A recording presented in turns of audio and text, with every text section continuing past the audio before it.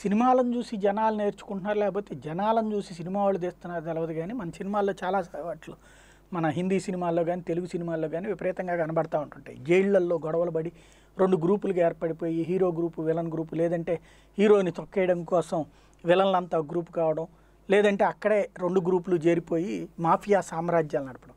ఇది మన దగ్గర అయితే అక్కడక్కడ అంటే ఈ రాజకీయ నేతలు జైళ్లలో ఉన్నప్పుడు కొన్నిసార్లు బయటపడ్డాయి కానీ, లేదా ఫ్యాక్షనిస్టులు జైళ్ళకి వెళ్ళినప్పుడు కనబడ్డాయి. కానీ ఈక్వెడార్ లాంటి చోట్లయితే సినిమాలో జరిగినటువంటి విధంగానే జరిగింది.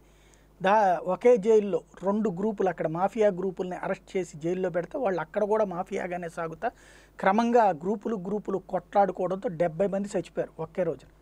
ఒకళ్ళ మీదకి ఒకళ్ళు ఇసురుకోవడం, రాళ్ళు ఇసురుకోవడంతో పాటుగా పీకలు పట్టుకుని చంపేసుకున్నారు. చివరికి అక్కడ ఉన్నటువంటి ఇతర రక్షణ వర్గాల మీద దాడి చేసి వాళ్ళ ఆయుధాలు తీసుకుని వాళ్ళ ఆయుధాలతో వాళ్ళని చంపడంతో పాటు ఇటు ప్రత్యర్థుల్ని చంపుకుంటూ పోవడం, తగలబెట్టేయడం లాంటి సంఘటనలు చోటు చేసుకుని ఒక్కసారిగా జరిగినటువంటి ఈ విధ్వంసంతో ఉలిక్కిపడ్డటువంటి ఈక్వెడార్ ప్రభుత్వం అర్జెంటుగా జైలు ప్రాంతం మొత్తాన్ని దిగ్బంధించి కనిపిస్తే కాల్చివేత ఉత్తర్వులు ఇచ్చింది.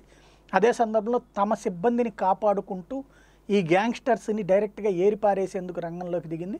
అయితే ప్రాణాలు తీయకుండా పట్టుకోవడం ప్రథమ ప్రాధాన్యం, ఆ తర్వాత ప్రాణాలు తప్పనిసరి పరిస్థితులు తీయాలనేటప్పటికీ వల్లగాక మరొక 20 మంది దాకా కూడా చనిపోయినటువంటి పరిస్థితి ఉంది. దాంతో ఫైనల్ అటెంప్ట్ అయితే కనిపిస్తే కాల్చివేత ఉత్తర్వులు ఇచ్చింది. ఇది క్రమంగా పెరుగుతూ ఉంది. అక్కడ దేశంలో కూడా వీళ్ళు చొరబడతారా అన్నటువంటి చర్చ నడుస్తోంది.